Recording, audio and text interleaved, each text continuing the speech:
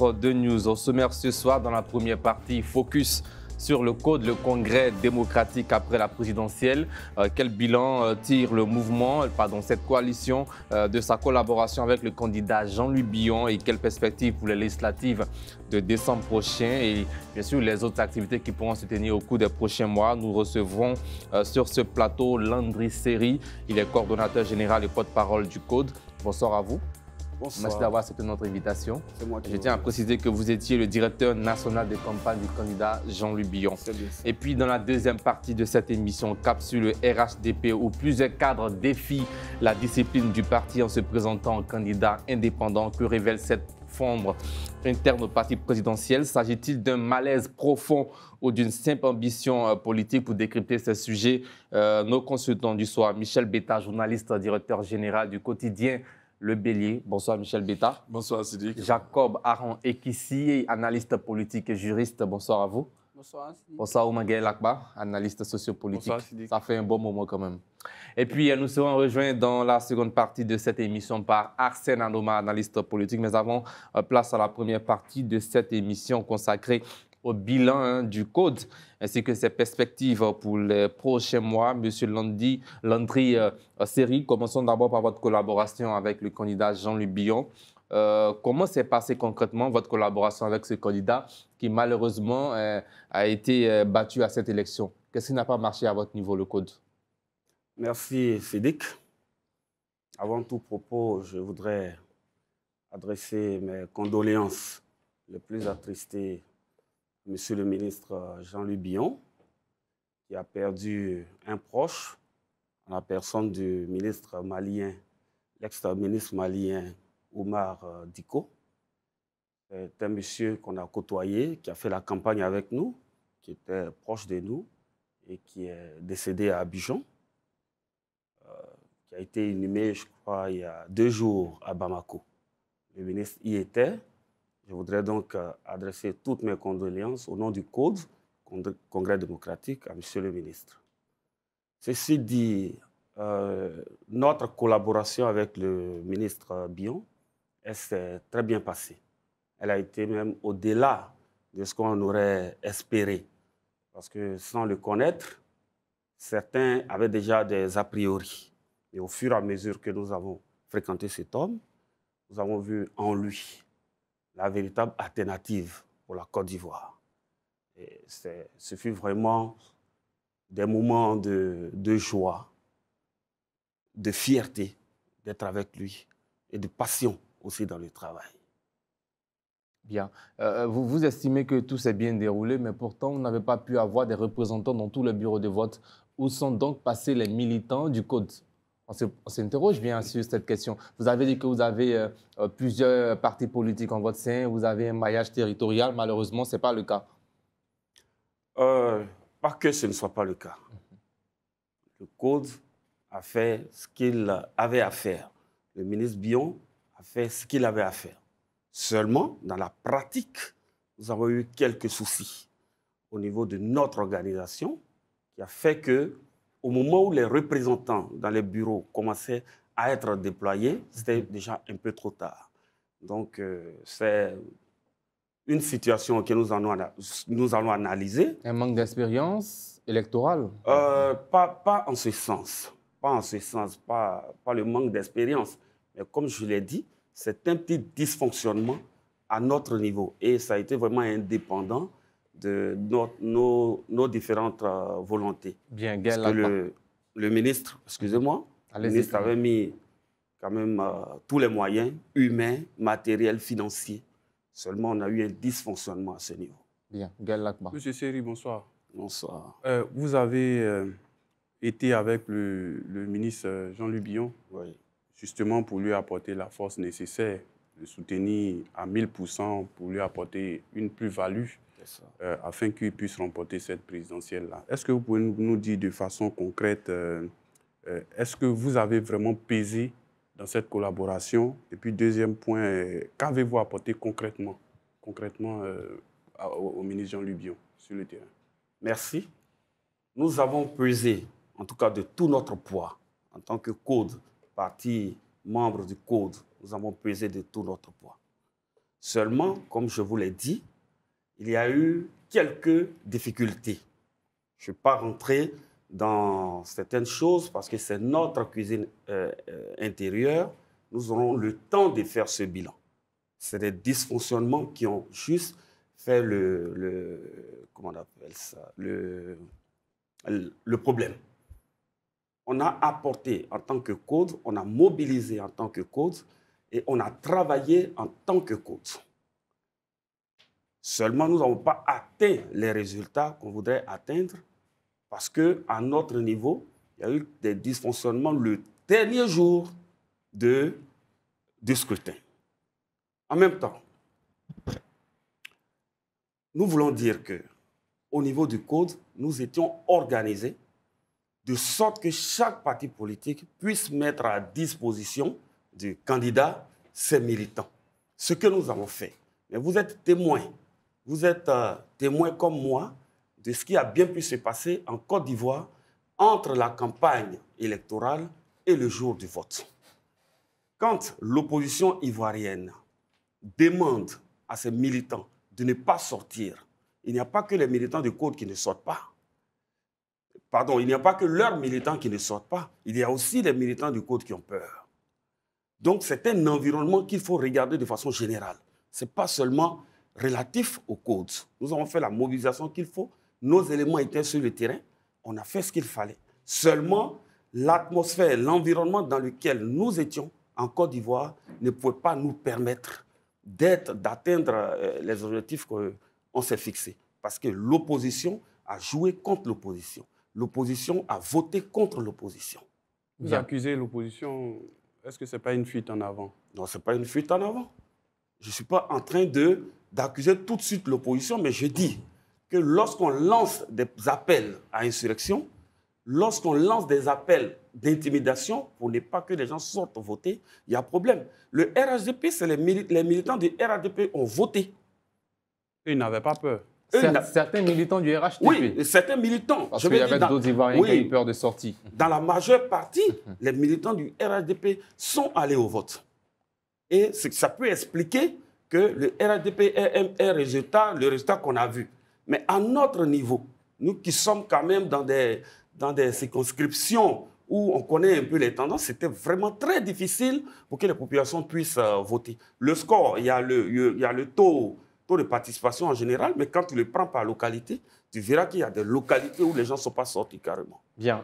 Michel Betta. Mais il fallait s'y attendre. Le contexte électoral s'y prêtait. D'autres candidats, et non des moindres, ont été écartés de cette course à la présidentielle. Là, le parti au pouvoir a déployé tellement de forces de l'ordre sur le terrain au point que l'aspect même sécuritaire ressemblait plutôt à un aspect d'intimidation qu'à un aspect de sécurité pour les électeurs. Et vous avez choisi dans cette atmosphère d'y aller.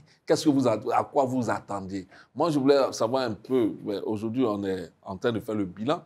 Si vous deviez faire le bilan de votre participation à cette élection présidentielle, que direz-vous?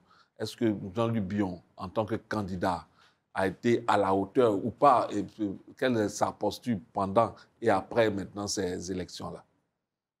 Plusieurs questions se résument. Hein? Oui, bien sûr. Voilà. Je vais parler d'abord de l'environnement. Oui. L'environnement, il faut dire tout de suite que nous sommes républicains. Nous sommes républicains. Dès lors que la Constitution ivoirienne nous engage dans une échéance électorale, nous y allons tranquillement. Il appartient à l'État de réunir les conditions pour que l'élection puisse bien se dérouler. Maintenant, il se trouve, comme vous l'avez dit, que le fait même que les forces de l'ordre aient été déployées suffisamment en Abidjan et partout en Côte d'Ivoire, peut-être que aussi que cela a effrayé une partie de la population. Bon, je vous le concède aussi. Mais je dis généralement, l'environnement dans lequel nous étions et l'appel de certains opposants au boycott et à beaucoup de choses n'a pas permis à nos militants de pouvoir s'exprimer dans les urnes comme il le fallait. Et ça a joué contre nous. Maintenant, pour ce qui est du candidat lui-même. Le candidat lui-même, oui. Quel a été son rôle et sa posture bien pendant et après ces élections-là? Le candidat Jean-Luc Bion. Oui, mais M. Jean-Luc Bion, le candidat Jean-Luc Bion, a prôné la paix. Il a demandé à ce que les Ivoiriens aillent au vote. Il a mobilisé pour qu'on aille au vote. Parce qu'il n'y a pas d'autre alternative. Et ce n'est pas la trahison vis-à-vis de son parti d'origine qui peut expliquer aussi sa débat? Non. Vous m'auriez parlé de trahison vis-à-vis de la Côte d'Ivoire que j'aurais dit oui. Parce que quand la Constitution dit d'y aller, nous, on y va. On ne parle pas de trahison là. Il se réclame du PDCI. Donc, quand le PDCI a un candidat et que lui aussi, il y va, bon, on ne sait plus. M. Jean-Louis Billon, depuis 2021, a dit qu'il irait à l'élection du président de la République. Et c'est ce qu'il a fait. Les querelles internes au PDCI, nous, en tant que code, ça ne nous intéresse pas. Nous avons constaté que M. Jean-Louis Billon n'avait pas été, n'est-ce pas, adulé par le PDCI. Nous lui avons fait l'offre, il a accepté, nous l'avons accompagné. Nous avons mis en œuvre tout ce que nous pouvions pour y arriver. Mais encore une fois, l'environnement autour de cette élection explique beaucoup de choses. Mais c'est le pouvoir qui a créé cet environnement-là, selon qu'on observe. Bon, ça, c'est M. Beta qui le dit. Alors, M. Seri, je me rends compte que le code n'a pas réussi à décoder l'élection présidentielle pour faire gagner M. Jean-Louis Billon. Et là, sur ce plateau, vous nous dites que c'est l'opposition qui a voté contre l'opposition. Et vous avez estimé que les Ivoiriens avaient peur, surtout ceux qui devaient voter pour M. Billon avaient peur, mais pas ceux qui devaient voter pour M. Alassane Ouattara. J'ai une question pour vous. Est-ce que vous pensez que le fait pour M. Jean-Louis Billon de n'avoir pas gagné les élections, c'est lié au fait que des gens dans l'opposition ont appelé au boycott? Est-ce que vous ne pensez pas que vous n'avez pas réussi à convaincre les Ivoiriens? Parce qu'il ne s'agit pas de convaincre le président Gbagbo, il ne s'agit pas de convaincre le président Thiam, ni le PDCI, ni le PPACI. Dans une élection, surtout cette élection présidentielle, il s'agissait de convaincre les populations. Et c'était les populations qui votaient, pas seulement M. Gbagbo et le PDCI. Là, il y a l'échec, le code n'a pas décodé encore une fois, et vous nous dites que c'est parce que vous, vos électeurs potentiels, avaient peur de sortir, mais pas les électeurs du président. Est-ce que vous ne trouvez pas que l'échec vient de vous? C'est parce que vous n'avez pas réussi à convaincre les populations que vous n'avez pas gagné, objectivement. Et j'ai une deuxième question. Vous avez dit tout à l'heure qu'il appartenait à l'État de réunir les conditions. Donc vous êtes républicain. Est-ce que selon vous, toutes les conditions étaient réunies pour que vous, les républicains, vous puissiez accompagner, ou si vous voulez, vous puissiez vous représenter et vous présenter à cette élection? Merci. La première condition à réunir quand on est républicain, c'est celle de la date constitutionnelle de l'élection. C'est la première condition. Pour nous, elle est réunie parce que, constitutionnellement, à cette date, on devait aller aux élections. Ce que nous avons fait. Ce que nous avons fait. Maintenant, vous revenez sur le code. Est-ce que le code est arrivé à décoder? Le code, c'est un esprit. Le code, c'est un esprit. Ce n'est pas un numéro. Non. Ce ne sont pas des chiffres qui décodent. Ce n'est pas des chiffres. C'est un esprit, le code. Et décoder, ça peut commencer maintenant et se réaliser un peu plus tard. Décoder. C'est un processus. Le code, c'est un esprit. Aujourd'hui, le code est dans l'entendement des Ivoiriens. Aujourd'hui, vous parlez de code, vous êtes à l'aise. Quand je passe dans la rue, quand vous me regardez, vous voyez en moi le code. Et quand vous regardez le président Billon, vous voyez en lui le code. Voilà ce que ça fait déjà. Voilà ce que nous voulions atteindre comme objectif. Et cet objectif, je pense qu'il est atteint. Maintenant, l'élection, est-ce qu'il y a un lien, vous l'avez dit, entre le fait que certains Ivoiriens aient boycotté et l'échec, on va dire, l'échec entre griffes? Parce que pour nous, il n'y a pas d'échec. Pour nous, il n'y a pas d'échec. Nous sommes deuxièmes. Nous sommes deuxièmes. C'est avec combien de pourcents? Peu importe. Il ne s'agit pas d'être deuxième. Peu importe, M. Sédic, peu importe. Nous sommes deuxièmes. Quelqu'un d'autre aurait pu être deuxième. Nous sommes deuxièmes. Sur 5 candidats. Ça veut dire que nous sommes l'alternative. Ça veut dire aujourd'hui, ce que nous cherchons, notre prochain défi, c'est la première place. Ça, c'est déjà important. Donc, le boycott a joué contre nous. Je le dis bien. Si vous connaissez M. Bion, vous saurez que ce score-là, ce n'est pas le score de M. Bion. C'est la première fois qu'on le connaît à une élection présidentielle. Justement. Et c'est cette promotion qu'il faut faire. Il a même perdu chez lui à Dabakala. Non, ne regardez pas ça sous cet angle. Non, mais comment vous expliquez cette défaite à Dabakala? Ne regardez pas ça Non, mais comment vous expliquez cette défaite à Dabakala? La défaite, on n'arrive toujours pas à comprendre. La défaite à Dabakala, comme vous pouvez le remarquer, je l'ai dit dès le début, fait partie, n'est-ce pas, du dysfonctionnement de dernière minute qu'il y a eu au niveau organisationnel. C'est tout. Il y a certaines choses que nous n'avons pas contrôlées, que nous n'avons pas maîtrisées. C'est tout. Bien, Gaël Lakpa. Monsieur Seri, est-ce que vous pensez que le Code a eu les moyens politiques et financiers nécessaires pour faire exister le candidat Jean-Luc Bion? Soyez vraiment... Je pense que financier, il a déjà dit. Oui, mais je vais revenir là-dessus. Politique et financier. Le Code, est-ce que vous avez eu les moyens? Le président Jean-Luc Bion a mis à disposition tout ce qu'il fallait. Je dis bien tout ce qu'il fallait. Les représentants de bureau de vote de M. Jean-Luc Bion ont été payés au-delà des calculs que nous avons faits. Il n'y a pas un qui dira le contraire. C'est-à-dire, si nous avons dit on les paye à X francs, M. Bion dit vous les payez à X francs plus 1. C'est ce qui a été fait. Donc, tout a été mis en œuvre. Mais comme je le dis, c'était une première expérience. Et dans le processus, il y a eu quelques petits dysfonctionnements. À part ce dont je vous ai parlé, qui est que l'opposition a appelé aux gens à ne pas sortir. Quand vous regardez, le taux de participation, il est 50,10. Mais regardez, jusqu'à 10h, 11h, il était de combien? Jusqu'à 10h, 11h, il était de combien? Et c'est au fur et à mesure que ce taux prend de l'ampleur. Ça veut dire qu'au moment où les équipes commencent à se déployer, parce qu'à certains endroits, les gens commencent à craindre, il y a tout ça. Une élection, c'est le moment où l'Ivoirien ou le citoyen est libre d'aller s'exprimer. Il ne le fait pas dans la peur, dans la contrainte. Ouais, mais c'est comme ça en Côte d'Ivoire, malheureusement. Depuis plusieurs décennies. Par la faute du pouvoir. Allez-y, Michel Beta. Oui, je disais, nous sommes aujourd'hui, vous avez fini l'élection, vous avez fait un succinct bilan. Il s'agit maintenant de se projeter dans l'avenir. Quel sera le code pour Jean-Luc Bion désormais? Est-ce que ce sera son parti? Et quelle est la stratégie que vous mettez en place pour les futures échéances électorales? D'abord, il y a une question, merci M. Beta, il y a une question qui revient. On nous demande très souvent que devient le code. Est-ce que le code va devenir parti politique? Est-ce que le code va disparaître? Soyez rassurés. Le code, on l'a dit depuis le début, ce n'était pas une alliance de circonstances. Si vous vous souvenez de la première conférence de presse, je l'ai dit, ce n'était pas une alliance de circonstances.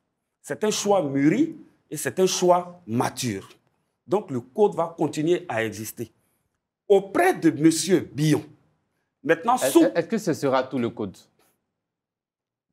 Laissez-moi terminer. Parce que le 23 octobre, on a vu l'Alliance centriste ivoirienne ACI et le Parti pour le changement et l'avenir PCA qui ont annoncé leur retrait de la campagne de Jean-Luc Bion. D'accord. D'abord, vous m'avez... Bien, mais il faudra réagir là-dessus. D'accord. Ils ont annoncé leur retrait de la campagne. Finissez de répondre à ma question d'abord. Je vais revenir. Ok, allez-y. Quelle sera la suite avec Bion? Sera-t-il le président du Code désormais ou bien c'est le Code à côté de Bion? Oui, avec Bion. Le Code, d'abord, il faut le savoir, continuera. Et avec M. Bion. Maintenant, qu'est-ce qu'on met dans tout ça? On aura le temps et l'occasion de réfléchir là-dessus. Le Code a un présidium composé de partis politiques, de présidents des partis politiques, et moi, j'en suis le coordonnateur général. Après l'élection, on a un bilan à faire. Ensuite, on a un rapprochement à faire avec M. Bion pour voir ce qui a marché, ce qui n'a pas marché. Et nous allons mettre tout ça dans le moule, réfléchir pour voir réellement quelle orientation on donne au Code. Mais rassurez-vous, le Code continuera sa route auprès de M. Bion. D'abord, M. Bion, il est militant du PDCI. Jusqu'à aujourd'hui, il est militant et cadre du PDCI. Nous sommes des présidents de partis politiques. On trouvera la formule qu'il faut. Et c'est notre prière que M. Bion accepte de vraiment continuer avec nous sous la forme du code. Parce que le code aujourd'hui, dans l'esprit des Ivoiriens, le code a réussi à débloquer quelque chose, c'était quoi? Que tout le monde, quand tu n'es pas de tel grand parti, tu ne peux pas être en lumière. Quand tu n'es pas d'un autre parti, c'est difficile. Mais aujourd'hui, le code, remarqué, est en train de se frayer son chemin. Et c'est crédible. Vous le verrez. Eh bien, réaction maintenant sur vos camarades qui avaient dit, je cite, nous avons été méprisés, ignorés, trahis en un mot depuis la validation de la candidature de monsieur Jean-Louis Billon. Son staff a refusé tout contact avec nous. C'est ce que disaient ses présidents lors d'une conférence de presse le 23 octobre dernier. Nous sommes 25 partis politiques désormais dans le code. La déclaration de 2 partis politiques ne peut pas entacher la crédibilité du code. Vous savez, mais est-ce que ce qu'ils disent est une fausse information? Vous avez vu mon démenti? Vous avez vu ma sortie sur ça? Vous n'avez pas vu? Vous avez vu ma sortie? J'ai fait une sortie après que nos amis aient publié ça. Moi, j'ai fait une sortie pour dire que nous, en ce qui nous concerne, le code, moi, je suis le porte-voix du code. Je parle pour le code. Je parle au nom du code après que les autres m'aient mis en mission. Moi, on ne m'a pas mis en mission de dire que M. Jean-Louis Billon nous a trahis parce qu'il n'a jamais existé de trahison. Pour qu'il y ait trahison, il faut qu'il y ait pacte. Pour qu'il y ait trahison, il faut qu'il y ait un accord qu'on a violé. Nous sommes venus volontairement. Nous sommes venus volontairement à cause de ce que la personne est, à cause de ce que nous pensons que c'est quelqu'un qui crée de l'emploi, des richesses en Côte d'Ivoire. Il faut faire de lui l'alternative. Nous sommes venus volontairement. Quand tu viens volontairement apporter ton aide à quelqu'un, tu ne peux pas dire qu'il y a une clause qui a été violée, mais non. S'il y a une charte qui a été signée, s'il y a un accord qui a été signé, qu'on nous sorte l'accord et qu'on nous dise à tel moment, M. Billon a trahi, il n'a pas trahi. Nous sommes venus volontairement, lui avons dit, moi je suis directeur national de campagne de Billon. En quelle qualité? En qualité de coordonnateur général du code. En quoi est-ce qu'il a trahi? Et nous tous, nous avons été mis sur le terrain. Et nous avons travaillé selon l'organigramme qui a été mis sur pied. Mais on a eu des difficultés parce que le code a été créé à peut-être quelques semaines de l'élection. Pendant qu'on venait, il y avait des équipes qui étaient déjà là. Comment intelligemment fédérer toutes ces forces au profit du candidat Billon? C'est là qu'était notre véritable défi. Et bien que mal, on a réussi à s'infiltrer. Les impatients ont trouvé là l'occasion tout de suite de dénigrer. Mais nous, on ne rentre pas dedans. La voix officielle du code a parlé. J'ai réagi à ce... Vous avez dit que vous ne vous reconnaissez même pas à ce communiqué. Nous sommes 25 partis. Et aujourd'hui, pour la continuité, on a encore d'autres partis qui frappent à notre porte. Et si vous voyez, ils ont dit, on sort de la campagne, mais ils ne disent pas qu'on sort du code.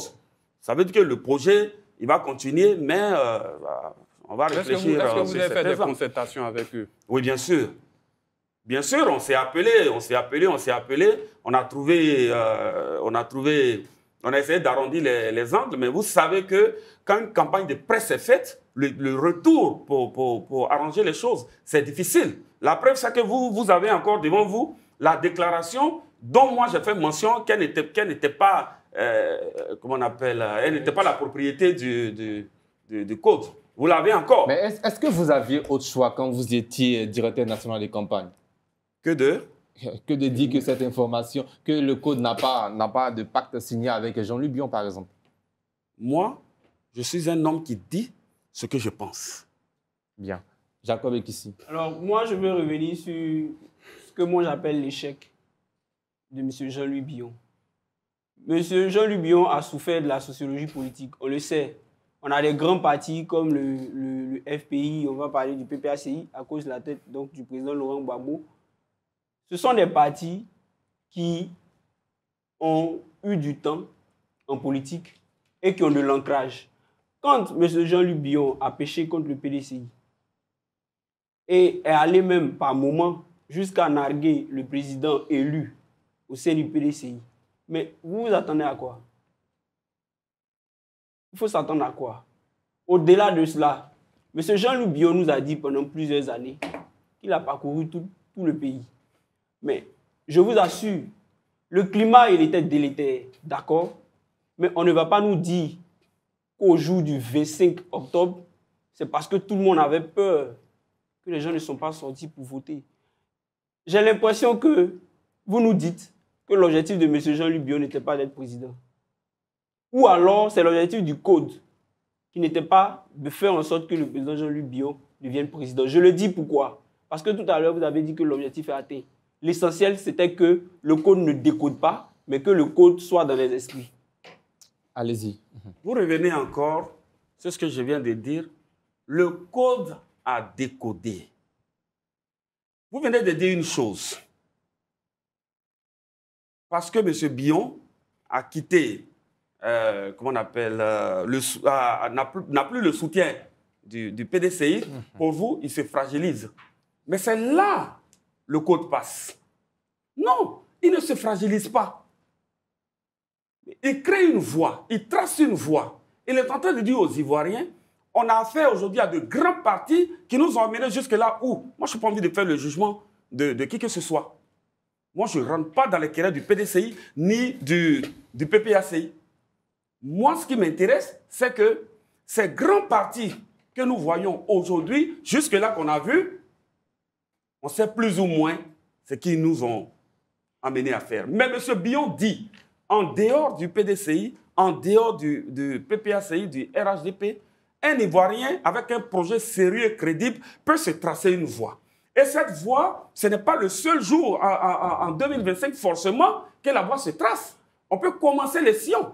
Mais ce que vous dites, je pense que M. Bion ne dira pas ça. M. Bion n'a jamais dit que le PDCI a échoué dans sa politique. Et qui a dit que le PDCI a échoué? Moi, mais tel que vous dites non, que... Non, je n'ai jamais dit ça. Bon, je peux me tromper. Je n'ai jamais dit ça. Je peux me tromper, je reprends. Vous avez dit que M. Jean-Luc Bion vient et M. Jean-Luc Bion dit que jusque-là, tous ces grands partis-là, voilà là où ces grands partis nous ont emmenés. C'est de ça que vous parlez. Moi, je pense que le problème de M. Jean-Luc Bion ne vient pas de là. M. Jean-Luc Bion a voulu être candidat et on a vu qu'au PDCI, il n'a pas été adoubé. Oui. C'est ce qui a provoqué le départ, le quasi-départ de M. Jean-Luc Bion. Alors, vous allez réagir. Donc, merci. Oui, moi, la question de Michel Betta. Vous vous présentez comme une alternative. Oui. C'est à croire que vous êtes la solution à l'échec du RHDP. Qu'est-ce que vous proposez en termes d'emploi, de cherté de la vie? Concrètement, qu'est-ce que vous proposez? Parce qu'il faut séduire les Ivoiriens par un programme clair, précis. Qu'est-ce que vous proposez réellement? Est-ce que, M. Betta, vous pensez qu'on doit encore revenir sur les discours de campagne? Non, mais le projet même nourri par le code pour les Ivoiriens. Ok, c'est bon. Il n'y a pas de souci. Sous votre... Non, on va aller rapidement, en 2 minutes, afin de prendre une dernière question. Oui, mais les lignes, elles sont connues. M. Jean-Louis Bion dit priorité à l'emploi des jeunes, priorité aux entreprises nationales, priorité à la décentralisation. M. Jean-Louis Bion dit, par exemple, que quand vous êtes entrepreneur ivoirien, que vous êtes basé dans la ville de Saïwa, qui est chez moi, s'il y a un appel d'offres de l'État qui concerne la ville de Saïwa, il n'y a que d'abord les entrepreneurs de Saïwa qui puissent, n'est-ce pas, compétir. C'est après ça, s'il n'y a personne, on verra peut-être dans le département, dans la région, jusqu'à ce qu'on aille au plan national. Parce que vous êtes d'accord avec moi qu'ils sont nombreux, ces entrepreneurs ivoiriens, qui créent une entreprise qui n'ont même pas le moindre petit contrat, que l'année finit et les impôts commencent à les poursuivre. On l'a vu pendant les législatives. Des gens qui ont créé des entreprises, qui n'ont pas eu un seul contrat. On veut aller aux élections législatives, il faut produire une attestation de régularité fiscale. C'est là le gars se souvient qu'il avait créé une entreprise en fait. Tellement qu'il n'a pas de marché, il n'a rien. C'est là qu'il se souvient. M. Jean-Luc Bion dit que quand l'Ivoirien crée son entreprise, c'est d'abord les fonds. Il y a un fonds qui est réservé à tous ces entrepreneurs-là pour être autonomes, pour ne pas revenir sur tous les aspects de la campagne. Bien, alors parlons des législatives. Pour terminer, on a 2 minutes rapidement. Est-ce que le Code participera à cette élection qui arrive en décembre? Le Code participera. Moi, j'y vais en tant que candidat du Code et nous sommes une vingtaine de candidats qui avons déposé nos dossiers à la CEI. C'est fait. Celle de Valérie Apo, ou bien indépendant? Code. Parce que Groupe, c'est bien, on a bien signé groupement politique, code. Ah, ok. Donc vous verrez en Abidjan des affiches partout, groupement politique, code. On a des candidats comme Valérie Yapo. Est-ce qu'elle sera la candidate Elle est dit indépendante. du code Bon, je ne sais pas encore. Parce qu'on Non, entend elle dit elle beaucoup est de candidatures indépendantes. OK. Elle dit qu'elle est indépendante. Maintenant, n'est vous pas l'avez membre. vu aux côtés de M. Bion, elle apprécie bien M. Bion, Mme Valérie Yapo. Nous aussi, nous l'apprécions, même si nous ne la connaissons pas personnellement, nous l'apprécions bien. Si elle gagne dans sa localité, ça nous ferait plaisir qu'elle nous rejoigne. Bien, elle est militante du PDC-RDA. Ok. Allez-y, Gaël Lacroix. Alors, il nous reste plus assez de Bien, temps. sur les donc, législatives. Bon, si c'est sur les législatives, peut-être je vais passer mon tour. Bien. Je pense que les Question sur les législatives. Oui, toujours dans le cadre des législatives. Vous êtes dans plusieurs localités, vous l'avez dit. Oui. Quelles sont vos chances de remporter ces différentes localités que vous avez, où vous vous présentez? Quelles sont vos chances? Parce que le code, maintenant, il est connu. Hein. Je ne sais ça. pas quels sont ces hommes. Et puis, est-ce que ça vous fait un groupe parlementaire après? D'accord. D'abord, nos chances, les élections législatives qui nous permettent de parler à nos populations font ressortir le lien entre l'individu et, n'est-ce pas, sa population. Ça, c'est d'abord. Donc là, ce n'est pas le code qu'on regardera, c'est d'abord le lien entre l'individu et son groupe social. Et tout ce que nous avons pris comme candidats, après donc tout ce que nous avons fait comme tri, nous pensons que c'est des hommes qui sont bien intégrés chez eux. Donc nos chances sont les mêmes qu'un candidat du RADP, du PDCI ou du PPACI. Bon, eux, ils n'y vont pas. C'est les mêmes chances partout. Mais est-ce qu'on pourrait retrouver le code avec le PDCI dans une localité pour un candidat? Est-ce qu'on pourrait en penser à cela aussi? Ça dépendra. On regardera. Et puis, ensemble, voilà, en fonction de la situation, on décidera. Bien, merci. Maintenant, vous avez... Oui, non, je demandais si après C'est les différentes envisageable. victoires, on aura un groupe parlementaire. C'est envisageable. Si nous avons le nombre de députés requis, ça ne nous générait pas de créer le groupe parlementaire côte que vous allez affectionner, que vous allez aimer. Bien. Je vois les journalistes en parler, voilà. Alors, c'est l'heure du chiffre du jour, un chiffre que vous allez commenter et commenter, c'est terminé. Voilà, nous sommes dans le chiffre du jour, c'est 1. Le président Alassane Ouattara a annoncé ce mercredi 12 novembre, lors du premier conseil des ministres de son nouveau mandat, l'ouverture d'enquête pour interpeller tous les responsables des troubles liés à la présidentielle du 25 octobre dernier. Commentez là-dessus, Jacob Ekissi. Moi, je pense qu'il faut aller à une réconciliation. Je ne suis pas en train de faire la promotion de l'impunité, mais je pense qu'il faut aller à la réconciliation. Et c'est un nouveau mandat qui commence. Il faut pouvoir changer les choses, donner une autre image de la République et essayer de faire table rase sur plusieurs choses. Donc, voici... Bien, Michel Betta. Oui, vous savez que depuis la présidence d'Alassane Ouattara, toutes les élections ont été maillées de violences, de morts. Il faut un jour quand même arriver à faire un bilan. Un bilan, ça implique qu'au-delà des personnes même qu'on va poursuivre pour violence, il faut situer l'origine de ces violences-là. D'où viennent ces violences-là? Qu'est-ce qui cause ces violences-là? Il faut vraiment faire, moi je pense, un rapport. S'il faut même engager les députés à faire une enquête parlementaire autour de la question électorale, de peur qu'on en revienne encore en 2030 à des violences électorales. Bien, Gaël Lacroix. Moi, je pense qu'il ne faudrait pas que c'est... Il ne faudrait pas qu'on ait sur un seul camp. Il ne faudrait pas que ça se dirige sur un seul camp. Parce que tel que présenté, c'est comme si c'est une seule partie qui était à l'origine de cette violence-là. Allez-y. Bien, je pense que ces enquêtes-là, il ne faut pas forcément les voir du mauvais côté. Moi, je ne les vois pas comme ça. Parce qu'effectivement, on en a besoin. Quand ces enquêtes sont menées, on sait textuellement ce qui s'est passé, qui a fait quoi. Que ce soit, quand on dit qui a fait quoi, que ce soit du camp de l'opposition, que aussi du camp de ceux qui sont au pouvoir. Il ne faudrait pas que les choses se passent dans un seul sens. Effectivement, oui, il faut pouvoir faire tomber la pression, il faut pouvoir parler de réconciliation. Mais une fois qu'on a fini les enquêtes et qu'on a situé les responsabilités, il faut que maintenant, derrière cela, le président de la République prenne de la hauteur, qu'il fasse asseoir tout le monde, comme on sait qui a fait quoi, et puis savoir pardonner à qui il faut pour qu'on puisse tourner la page une bonne fois pour toutes. Bien, allez-y, commentaire. C'est ce que nous décrions depuis. C'est ce que M. Bion a voulu éviter en demandant aux Ivoiriens d'aller voter que de faire autre chose. Parce qu'à chaque élection, on ne va pas se tuer, se brûler, et puis après, revenir en arrière. Et puis, vraiment, c'est un peu dommage. Bon, le vin est tiré. Qu'est-ce qu'il faut faire? C'est bon de faire des enquêtes, en tout cas des enquêtes impartiales, pour voir réellement à quel niveau de responsabilité chacun se situe. Après ça, nous demandons, nous, en ce qui nous concerne, la clémence de M. le Président de la République. Après, peut-être qu'un dialogue ait été ouvert et que chacun ait compris qu'enfin, une élection, ce n'est pas pour se tuer. Donc, ce sont des Ivoiriens qui ont été mis en prison, mais attention, ce sont des Ivoiriens aussi qui sont morts.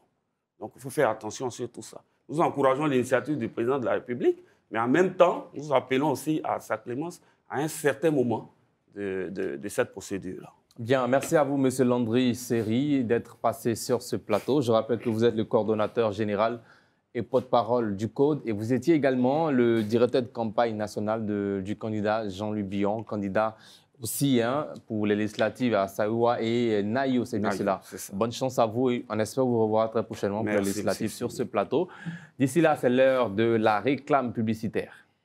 De retour de la pub, nous sommes rejoints par Arsène Anoma. Bonsoir Arsène Anoma. Bonsoir, alors dans cette partie, il s'agit des cadres RHDP qui sont en rébellion face à leur parti. Le parti a bien sûr choisi ses candidats aux élections législatives du 27 décembre prochain, mais nous voyons des cadres du parti présidentiel qui annoncent leur candidature, au nombre desquels, sinon les grands noms, on a par exemple l'ex-ministre Sidiki Konaté, député sortant dans l'ouest du pays, à Mans précisément, on a Nabo Clément à San Pedro, Philippe Kragbe et bien d'autres cadres du RHDP candidats indépendants à cette élection, et certains également qui avaient fait des déclarations pour exprimer leur mécontentement, même s'ils ne sont pas candidats à ces élections-là. Première question, Gaël Akbar, comment vous expliquez cette multiplication des candidatures en marge du parti? Alors, moi, je pense qu'il va falloir interroger l'éthique, la morale au sein des partis politiques, parce que, vous savez, quand on a l'ambition politique, on a le choix dès le départ d'être indépendant ou bien d'appartenir à une formation politique, y compris son idéologie et tout ce qui va avec. Quand on est dans un parti politique, on doit se conformer à la discipline. On doit être fidèle à ce parti-là. Et c'est ce qui fonde l'ossature du politique qu'on est, ce politique à qui les populations peuvent faire confiance. On a affaire à des acteurs qui, effectivement, ont de l'ambition. Je viens de dresser la carte du terrain politique, de la chose politique. Mais ces personnalités au sein de ces organisations politiques ont bien choisi d'être dans les partis. Et ces personnes ont de l'ambition, ont des rêves et croient, souvent même des activités sur le terrain, et se croient légitimes et se disent souvent que c'est le moment pour elles d'être candidates et de gagner. Comment on le fait puisque les ambitions sont nombreuses? Et par exemple, dans une localité, vous pouvez trouver 3, 4, 5 personnes. Donc, il faut aller à la compétition. C'est le mode de compétition peut-être qu'il faut interroger, mais quand je vais chuter, je vais interroger autre chose que le mode de compétition parce qu'on a deux options. Soit on va au primaire pour pouvoir les départager, choisir, soit on passe par le consensus, on essaie de faire des arbitrages. La plupart des partis politiques en Côte d'Ivoire font des arbitrages parce qu'ils disent que la question des primaires, soit ils n'ont pas de moyens, c'est un peu trop lourd. Donc, ils vont comment on appelle, aux arbitrages internes. Mais au niveau des arbitrages internes, effectivement, quand ça finit, chaque fois, ce n'est pas la première fois qu'on le constate, il y a toujours des frustrés parce qu'effectivement, il faut remettre même peut-être en cause le système des arbitrages parce que c'est ce qu'ils essaient de remettre en cause en montrant leur frustration. C'est-à-dire qu'ils ne sont pas d'accord avec le mode de désignation. Ils le disent, d'autres le disent publiquement, quand d'autres ne le disent pas.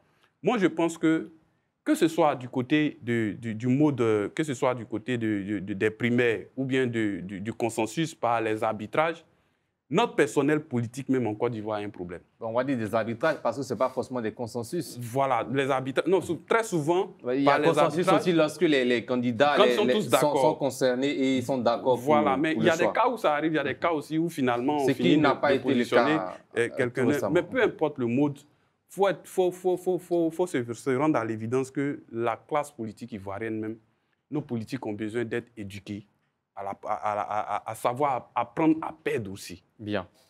Il faut ça. Parce que les gens, ils se disent, tout le monde veut forcément gagner.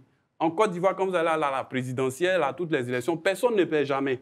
Or, il faut déjà, depuis les partis, là, apprendre à ces cadres-là à accepter leurs défaites, à accepter leurs défaites au nom du Mais là, il ne s'agit pas de défaites. Non, mais c'est une parce défaite. qu'il n'y a pas eu de vote. Non, parce que je réponds pour dire que quand ils doivent être tous candidats, il y a la lettre qu'ils adressent de l'intention de candidature. Bien sûr. Il y a, comment on appelle, un document qu'ils signent pour dire qu'au cas où ils ne sont pas retenus, ils n'iront pas en indépendant. Donc, c'est un engagement complet qu'on prend. Alors, à la fin, ils ne respectent pas. Alors, Michel Betta, comment expliquer quand certains députés sortants et qui ont une véritable base électorale sont reconduits et d'autres qui ont une base électorale dans certaines localités ne sont pas reconduits au détriment de d'autres personnalités politiques? De nouvelles personnalités, même, disons.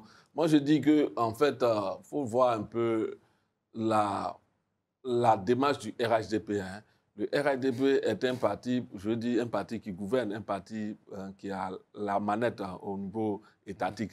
Donc, le choix des candidats s'est fait surtout au niveau de la direction, y compris le président de la République qui est le président du RHDP.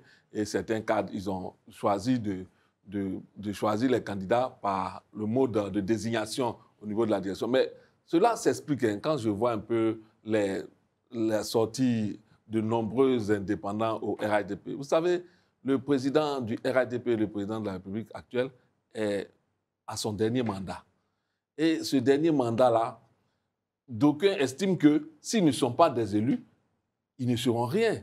Parce qu'il s'agit de la bataille pour la succession.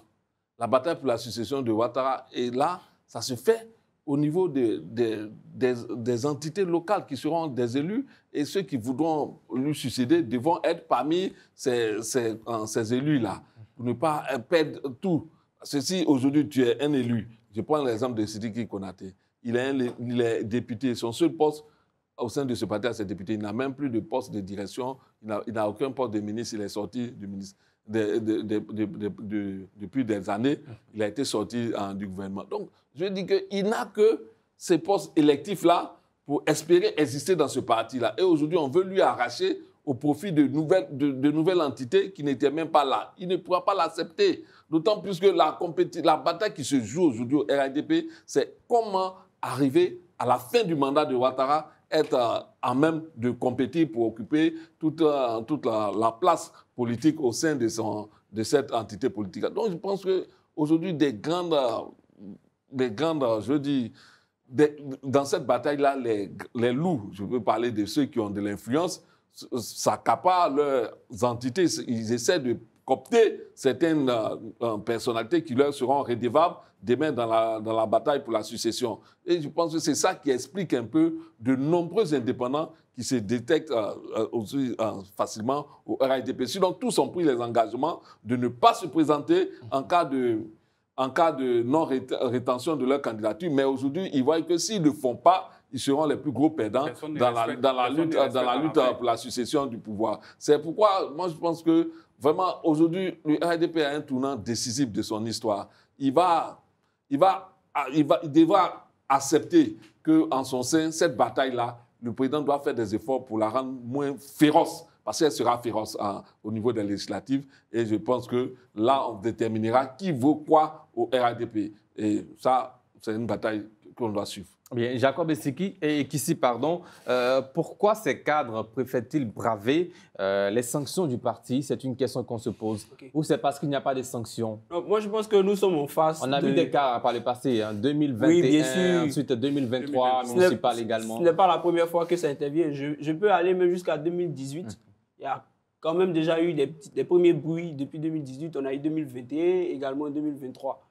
Vous savez, le RHDP, c'est la composition de plusieurs bases militantes. Quand vous avez un élitiste qui est très large et que vous avez assez de cadres, de toute évidence, pour les questions électorales, il y a problème. Mais il faut comprendre ici que nous sommes en face de l'échec d'une démocratie interne. Là, il y a l'échec d'une démocratie interne. On a parlé de primaire. On ne peut pas estimer que dans un parti comme le RHDP, où il y a autant de cadres, les primaires soient négligées simplement parce qu'on n'a pas les moyens. Je pense que c'était utile, c'était le moyen le plus démocratique de pouvoir désigner les candidats potentiels. Quand vous taillez des candidats à la mesure de la volonté politique du sommet, c'est compliqué. Aujourd'hui, les gens jouent leur suivi et le RHDP risque l'implosion. Moi, je le dis et je le pense. Le RHDP risque l'implosion. Aujourd'hui, on comprend que tous les partis politiques ne sont pas à l'abri de l'implosion, que ce soit au PPACI, que ce soit au RHDP et autres. Comment faire pour pouvoir imposer au RHDP la volonté du sommet? Ça a été fait.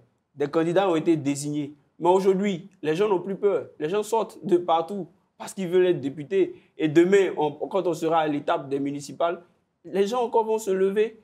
Le problème avec les partis politiques en Côte d'Ivoire, c'est la démocratie interne. Il faut arrêter, quand on est dans un pays démocratique et qu'on veut créer les conditions de l'exercice de la démocratie au sein de l'État, il faut déjà en interne commencer par s'appliquer. Il faut commencer déjà par s'appliquer. De toute évidence, la question de l'élite au sein du RHDP allait forcément créer ce problème. Parce que vous pouvez avoir 50 cadres dans une seule région. Comprenez que tout le monde ne peut pas être candidat. C'est malsain de se désolidariser de la ligne du parti. Ça, il faut condamner avec la plus grande énergie. C'est malsain de le faire. Parce qu'aucun président, aucun responsable du parti politique n'aurait pensé ou ne veut subir une telle injustice. Je trouve que c'est de l'injustice parce que quand vous avez décidé de militer au sein d'un parti politique, vous êtes... Aujourd'hui, M. Bion paye le prix. Aujourd'hui, M. Awadon Melo paye le prix. Aujourd'hui, on parle du RHDP. On a des Melo bis, on a des Bion bis au sein du RHDP. Mais, à la fin, si ces candidats indépendants-là finissent par gagner les élections, de toute évidence, ils pourront rejoindre, ou si vous voulez, ils pourront l'offrir au RHDP. C'est de bonne guerre, ça frise la division, mais à la fin, si l'objectif, c'est de gagner les postes et de remettre le pouvoir donc, au RHDP pour que le RHDP puisse siéger en majorité au sein de l'hémicycle, je pense que c'est une mauvaise méthode, mais c'est une méthode qui permet d'aboutir à la conclusion la plus certaine, la conclusion la plus avantageuse. Bien. Donc, voilà. Arsène Anoma, est-ce que pour vous, ces indépendants sont-ils des dissidents ou des militants frustrés au RHDP?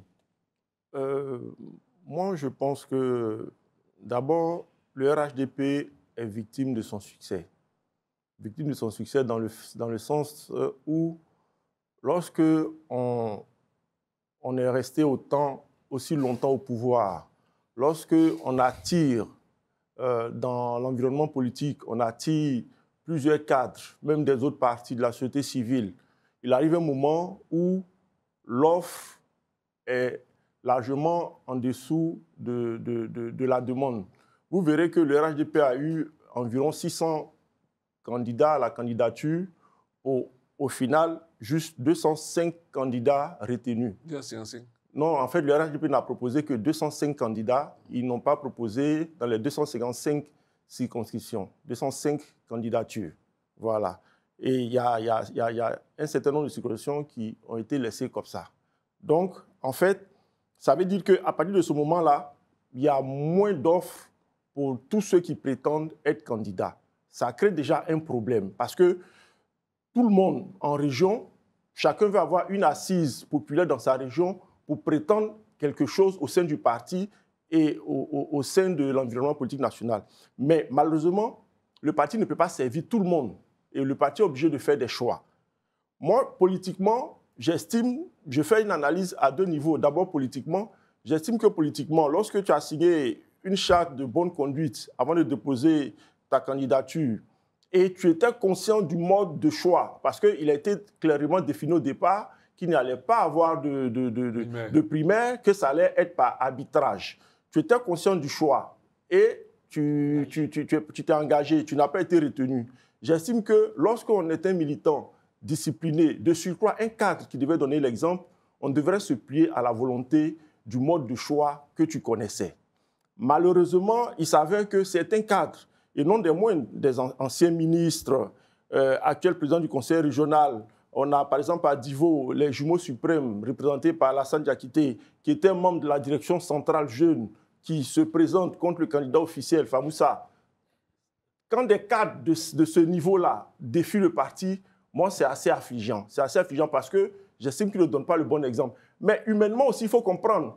Il faut comprendre parce que chacun a envie d'exister politiquement. Chacun a envie d'exister et on se dit que si on n'a pas un poste électif, on ne peut pas exister dans le conglomérat politique. On ne pèse rien. Donc, on veut affronter ceux qui ont été choisis par le parti. Et si on arrive à les battre, on a cette légitimité-là pour dire au parti que le parti a fait un mauvais choix. Mais en y allant, on prend le risque aussi parce que si on n'est pas vainqueur, là, on est doublement affaibli parce que non seulement on n'a pas été choisi, mais on a été battu dans les urnes. Et là, l'équation devient difficile à résoudre.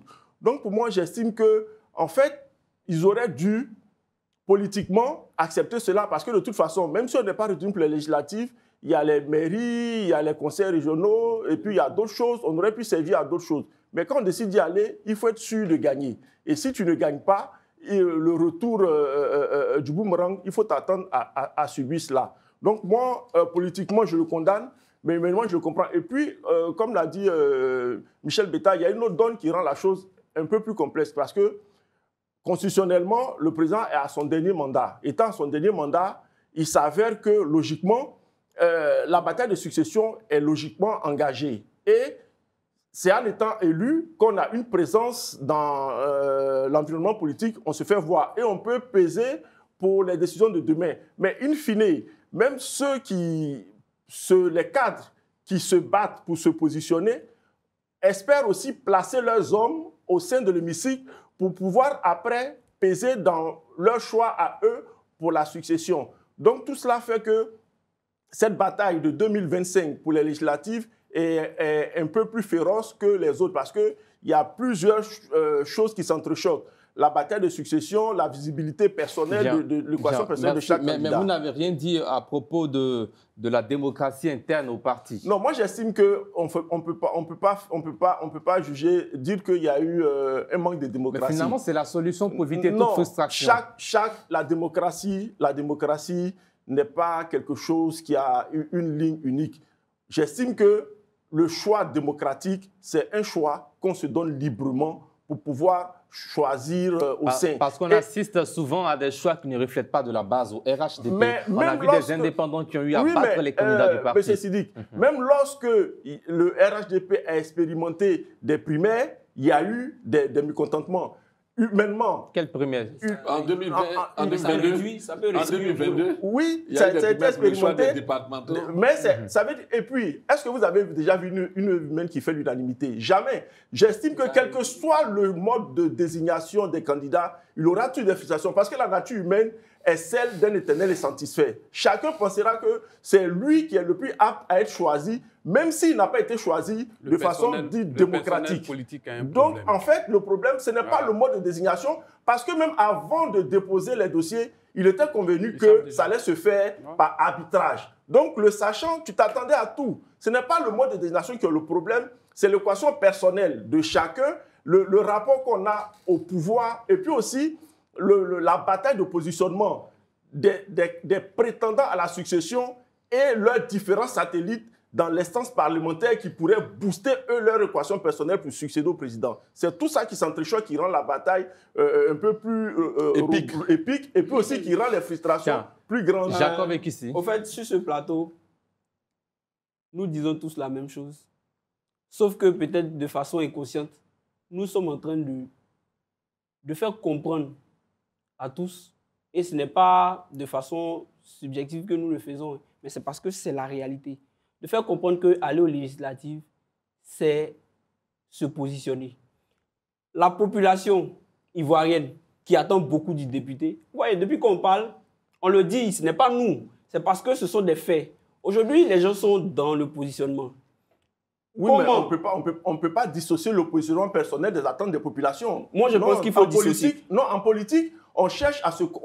En politique, on peut faire... Quand on vient à une fonction élective politique, on vient pour répondre à des aspirations des populations. Je vous donne un exemple simple. En même temps, il y a son équation personnelle qui pèse dans la balance. Je vous donne un exemple simple.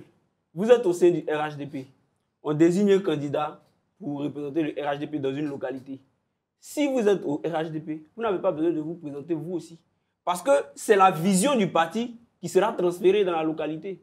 Le député qui est là, il a la vision du parti. Bien évidemment, de façon subjective, on a la vision de la population, mais c'est la vision du parti qu'il va transférer dans sa gestion. Mais ça, c'est les égos. Donc, ce que je vais vous faire comprendre, c'est que nous sommes en train de dire ce qui se passe. Les gens vont aux législatives, pas pour régler les questions sérieuses des Ivoiriens. Les gens vont aux législatives. Donc tu as assujetti le fait de concourir à ces mandats électifs. Ce n'est pas ce que je dis. Ce n'est pas ce que je dis. Je dis que les mots sont en train de nous trahir. Merci Arsène Anoma. Alors Michel Betta, quelle lecture vous faites du cas Sidiki Konaté, un fidèle au régime Ouattara? Non, il faut dire que Sidiki... Bien avant, mais qu'ils arrivent au pouvoir. Non, Sidiki Konaté est victime de ses accointances avec le ministre Soro Guillaume. Il faut le dire, il ne faut pas se le cacher. Vous savez, à un moment, on parlait de Yapi. Chris Yapi. Chris Yapi, on disait souvent Beta, c'est Beta. Mais il s'avère qu'il ne serait pas lié à cette histoire. C'est vrai, mais dans beaucoup de... Qui n'ont pas été dévoilés sur la place publique. De rumeurs, d'informations qu'on a reçues, ce qu'on a dit qu'il serait celui-là même qui donnait les informations. Et il a payé, après ça, on a vu qu'il a sorti du gouvernement, on lui a plus donné de poste. On pourrait penser qu'il a été victime de ses anciennes alliances avec le premier ministre Soro. Le cas Sidiki, ça s'apparente un peu à ça. Et ce n'est pas seulement celui-ci. On peut faire allusion même à Tefou à Bobo. Tefou qui revient au RADP. Et quand on connaît la popularité de ce député-là, il n'est même pas choisi dans les représentants du RADP à Bobo. On s'étonne et on parachute des personnes qui n'ont presque pas de rapport. Mais Tefou, lui, il a accepté la décision du parti. Non, il a pris acte. Il a accepté. C'est différent. Il dit qu'il s'allie à la décision du parti. Non, c'est une barrière. Non, il a fait une déclaration où il acceptait son annonce il a pris acte. Il n'a pas le choix. C'est ce que je veux dire. Ce que je veux dire, c'est assez simple. Il dit qu'il était un militant discipliné. S'il était militant discipliné, il n'a même pas besoin de se prononcer. Parce que se prononcer déjà... Non, les gens lui ont demandé, donc il fallait qu'il se prononce. Non, il n'est pas le seul. Il n'est pas le seul. Ça peut être interprété. C'est pourquoi j'ai dit, aujourd'hui, en fait, il y a certains cas du RADP qui règlent leur compte avec ceux qui sont soupçonnés d'accointance avec le Premier ministre Soro Guillaume. Parce que, comme je l'ai dit, quand la bataille de la succession se joue, mais il ne faut pas penser que Soro va rester longtemps en exil. Ça, il faut dire, l'après Ouattara, Soro rentrera. S'il n'est pas rentré pendant le gouvernement de Ouattara... On peut régler des comptes dans le système de désignation. Oui, naturellement, ça se fait. Ça se fait. Ça se fait. Non, c'est des données qu'on a. Ouais, ça se fait. Donc, c'est pour dire que l'après Ouattara, ne pensons pas que Soro restera encore hors du pays. Il va rentrer. Et même pendant ce mandat-là, moi, je souhaite que la main tendue pour qu'il rentre soit faite. Parce qu'il faut que chaque Ivoirien participe à la démocratie dans ce pays-là et pleinement. Il ne faudrait pas que d'autres soient contraints en l'exil. Donc, c'est des choses qui vont jouer beaucoup dans la balance de cette législative. Et je pense qu'en acceptant de partir seul, sans l'appareil du parti, il se met certes en danger, mais il compte sur quelque chose qu'il ne dira pas ouvertement. Bien. Gaël Akpa, est-ce que le RADP paye aujourd'hui son système de désignation que certains qualifient d'imposé avec la naissance de ces candidatures indépendantes, sinon la répétition de ces candidatures indépendantes? Vous savez, à l'entame de mes propos, j'ai dit, vous savez, que tout à l'heure, quand Michel Betta s'exprimait, c'est à dessein que j'ai dit, donc dans le système dans le mode de désignation, on peut régler des comptes. Effectivement, il y a des cas comme ça, où on règle des comptes, où souvent c'est la corruption même qui entre en jeu, où souvent c'est le jeu d'influence, où souvent c'est le copinage qui agit. Donc à ce niveau-là, moi je ne suis pas trop d'accord avec ce mode de désignation. Le meilleur serait des primaires où les militants vont aller voter ceux qui ont des intentions. Mais même les primaires ne nous garantissent pas de C'est ça le système. En Côte d'Ivoire, ici, pour désigner notre président de la République, on vote. Mais il n'y a pas de désigner le député, pour désigner le député, pour désigner, il n'y a pas de mode de choix univoque. Chaque parti détermine. Voilà, chaque parti détermine. On a vu au PPACI, à Yopougon, lorsque le PPACI devait choisir ses candidats pour les législatives passées à Yopougon. On ne va pas me dire que Michel Gbagbo était le meilleur profil, mais Michel Gbagbo a été imposé par le PPACI. Il est parti concourir. Est-ce que le RHDP, c'est le PPACI? Non, c'est pour dire que ce n'est pas forcément je peux de la dictature. Je peux revenir à mon développement. Voilà. Donc, pour désigner, puisque le député lui-même, il sera élu, le mot de désignation en Côte d'Ivoire, c'est les élections. Donc, pour moi, je pense que où on pourrait aller aux élections, les militants pourraient s'exprimer, celui qui a gagné sera moins contesté que ce système que je viens de dire. Bien. Maintenant, à côté de cela, je n'ai pas fini. Il y a la question de la remise de la victoire. Vous savez pourquoi ce truc-là persiste? Tout à l'heure, Ekissi l'a dit, c'est depuis des années. Ça persiste tout simplement parce que les gens prennent les engagements. J'ai dit la question de l'éthique même là est à interroger. Il n'y a pas d'éthique. Ça veut dire qu'on ne respecte rien. On prend l'engagement qu'on va aller, mais on sait que si jamais on ne m'a pas désigné, je vais aller en indépendant, je serai rebelle, et quand je vais gagner, je vais revenir donner ma victoire, on va m'accepter. Mais en ce moment-là, c'est le peuple qu'on trahit. Parce qu'il y a des circonscriptions où, par exemple, le parti est vomi. Les gens ont déjà un député, par exemple, d'un parti X, qui est là et qui n'a rien fait. Donc, on attend le parti au tournant. Donc, celui qui dit que cette fois-ci, je ne viens pas sous la bannière du parti, il est bien accueilli par les populations. Parce qu'on dit aujourd'hui, on dit tu t'es désolidarisé de ce parti-là, oui, on te vote. On finit de le voter, puis 2 jours après, il vient redonner sa victoire de l'autre côté, il trahit le peuple. Donc, c'est une sorte d'arnaque politique qui ne dit pas son nom. Et sur cette arnaque politique-là, les gens continuent de bâtir des carrières politiques que soutiennent ces partis-là. Ce sont des choses qu'il ne faut plus accepter. Je le rejoins. En Afrique, on dit on ne parle pas à la bouche pleine. On ne parle pas à la bouche pleine. Quand les gens n'ont pas ce qu'ils veulent dans leur bouche, on ne leur donne pas ce qu'ils veulent à manger, automatiquement, ils se lèvent et ils s'insurgent. La question de l'indiscipline, il faut l'interroger au plus profond. À quel moment on constate qu'il y a indiscipline? Parce que le mode de désignation ne fonctionne pas. On nous dit que le mode de désignation ne fonctionne pas, mais c'est un droit pour tout parti. On sait très bien que c'est un droit pour tout parti de désigner son mode. Mais ce qu'on dit, c'est que pour limiter les transfuges et les dissidents, aller dans le sens de la démocratie électorale qui consiste à faire parler les militants autour des élections pour désigner des candidats serait une solution pour réduire la question des transfuges et des dissidents qui, toujours, finissent par créer l'implosion des partis politiques. Si le RHDP ne veut pas être surpris par une implosion qui est déjà en phase embryonnaire, selon moi, il faut revoir la question de désignation des candidats. C'est simple. Je pense qu'à ce niveau, on n'est pas obligé de discuter et d'être en désaccord. C'est une proposition qui est objective.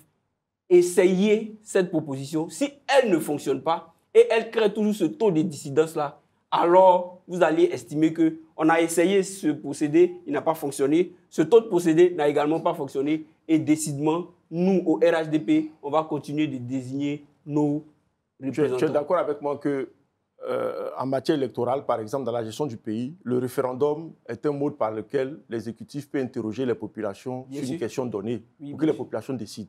Mais pourtant, les populations acceptent de remettre au président de la République le choix sur des choses sur lesquelles ils auraient pu se prononcer. Mais voilà, ça veut dire que lorsqu'on décide de confier sa gestion à une tête, il faut accepter que cette tête-là prenne des décisions. Et le parti a choisi ses cadres, a choisi une direction. Les militants savent qu'il peut arriver des moments où la direction du parti accepte de passer outre le droit que ces militants-là ont de voter, mais accepte de passer pour des raisons qui sont pour le bien-être du parti, et la direction décide d'activer les prérogatives qui lui sont siennes de décider. Moi, je pense que le problème n'est pas tant dans le mode de désignation, mais le problème est dans le rapport que chacun de nous a, les hommes politiques, les cadres ont au pouvoir, aux choses, mais aussi l'éducation civique, l'éducation politique qui parfois aussi fait défaut. Sinon, j'estime que quel que soit le mode de désignation, on aurait pu partir au primaire, mais c'est vrai, comme tu le dis, ça aurait pu réduire les frustrations, mais on aurait pu partir au primaire Et il allait avoir encore des frustrations, des gens qui allaient dire que non, on est parti au primaire, les militants étaient manipulés, les militants étaient payés, que c'est bon, c'est bon, c'est... Mais on est parti, on a accepté le consensus. Ça ne devrait pas créer débat, on aurait dû l'accepter. Les militants représentent mieux le peuple, mieux les populations que le bureau exécutif du RHDP. Non, les militants représentent mieux. Et le fait d'aller au primaire, c'est interroger une partie de la population. Maintenant, quand vous parlez de l'organe qui décide, l'organe, pour moi, ne représente pas mieux ceux qu'on a à Nayo, ceux qu'on a à Guibéroa, ceux qu'on a à Daloa, par rapport aux militants de Daloa, aux militants d'Abengourou, aux militants de Cocody, aux militants d'Abobo. Et c'est le problème. Je termine rapidement. Je termine. On a eu le problème à Abobo. J'ai échangé avec quelqu'un la dernière fois qui me disait le problème d'Abobo par rapport au taux, donc par rapport aux résultats, ce n'est pas lié au fait que Abobo ne veut plus de Ouattara. Mais c'est parce que Abobo a un problème avec Kandia. Donc vous voyez, quand vous taillez des candidatures comme ça, souvent vous allez vous retrouver avec des situations pareilles. Bien. Alors, Michel Betta, quelle image le RHDP renvoie-t-il à travers ces divisions, à travers ces candidatures indépendantes? Bon, vous savez, en fait, le RHDP a vécu pendant longtemps sous un arbre tutélaire, je veux dire celui du président Ouattara. Aujourd'hui, on voit que son pouvoir tutélaire s'effrite. Et c'est tout à fait normal quand on est en fin de règne. C'est normal que ce genre d'impression-là se fait jour au sein des cadres notamment. Aujourd'hui, on le voit, il faut le dire clairement, le feu couvre au RHDP et l'indiscipline est là pour nous en témoigner. C'est-à-dire qu'il faut repenser même le mode d'encadrement même au sein de ce parti-là. Parce qu'aujourd'hui, on se pose des questions. Quel sera l'avenir du RHDP au cas où il venait à perdre le pouvoir ou bien il devrait changer de leader? Quel serait son avenir? L'image que le RHDP envoie aujourd'hui, c'est un parti fragilisé en interne. Il est fragile en interne, même s'il veut montrer l'image d'un barbare en solidement assis, mais en interne, les frustrations et les guerres intestinales sont en train de le noyauter, de le ronger.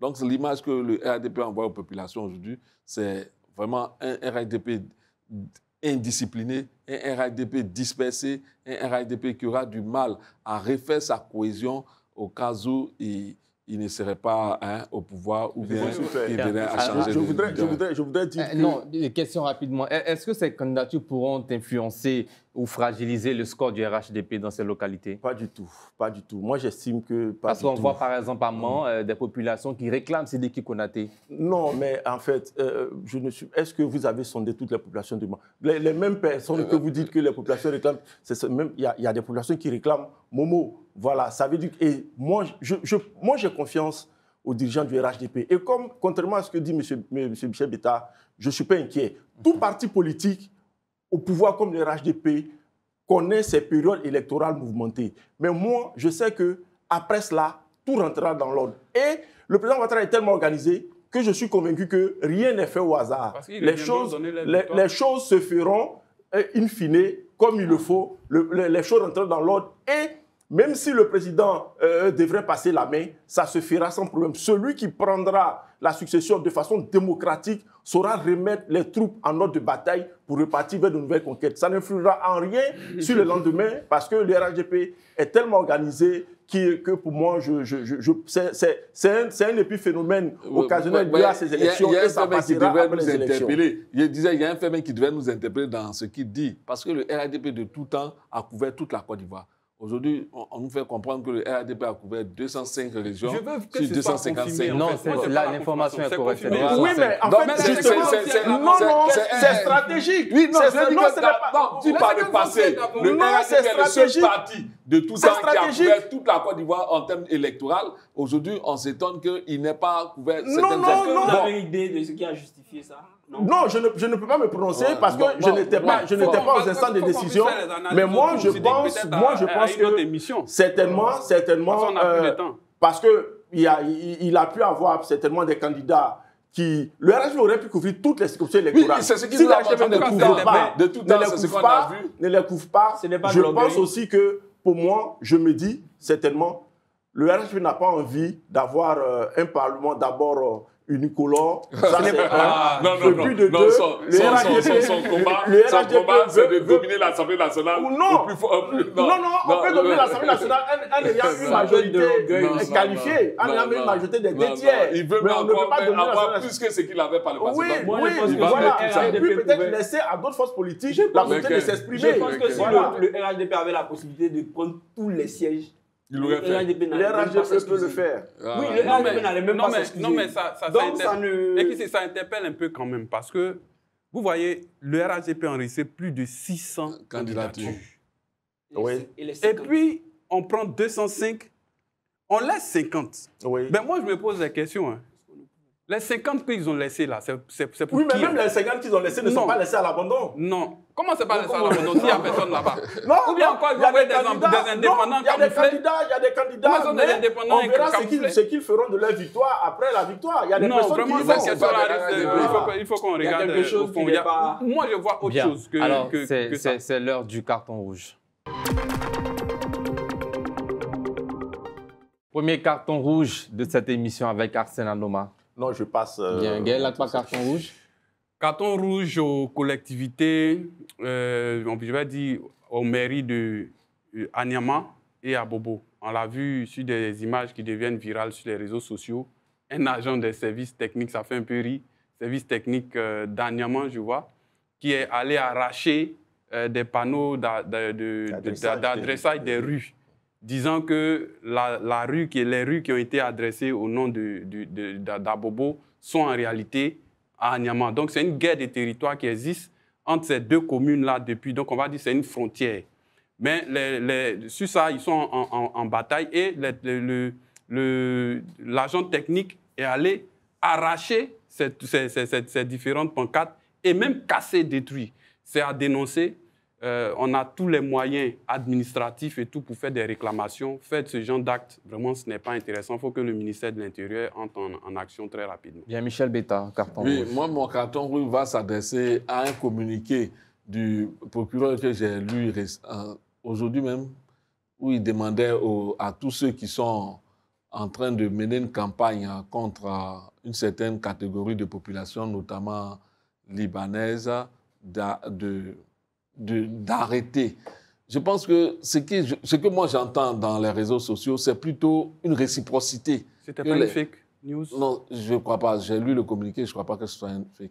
Mais je crois que ce que les populations demandent, c'est une réciprocité en termes diplomatiques. C'est-à-dire ce qui se fait ici avec les autres communautés doivent se faire aussi chez les autres communautés. Donc moi je pense que le gouvernement même devrait nous produire un communiqué pour nous rassurer. Parce que les populations ont besoin plus d'être rassurées que d'être menacées. Et vraiment, moi, c'est mon carton que je voulais adresser à ce courrier du procureur. Jacob Ekissi. Mon carton rouge pour toutes ces entreprises qui interviennent dans le câblage par rapport à la fibre optique. Ces entreprises-là creusent, souvent même le bitume, et finalement, elles laissent comme ça des tas de boue. Et ces entreprises-là disparaissent. Je pense qu'il faut faire attention, surtout à Abidjan. L'État fait l'effort de bitumer les voies. Il ne faut pas venir casser, détruire le bitume. Installer ce qui arrange les Ivoiriens et après abandonner cet endroit-là comme ça. Je pense que c'est très vilain. Bien, merci Jacob Ekissi, Michel Betta, Arsène Anoma et Gaël Lakpa. Rendez-vous demain pour un autre numéro d'Entre deux News. Nous aurons sur ce plateau Maître Serge Ouraga, porte-parole du COJEP, qui viendra donner les raisons pour lesquelles le parti de Charles Blé Goudé a décidé de participer à cette élection législative du 27 décembre prochain. Rendez-vous à ne pas manquer à partir de 19h30. Que Dieu veille sur vous et sur la Côte d'Ivoire.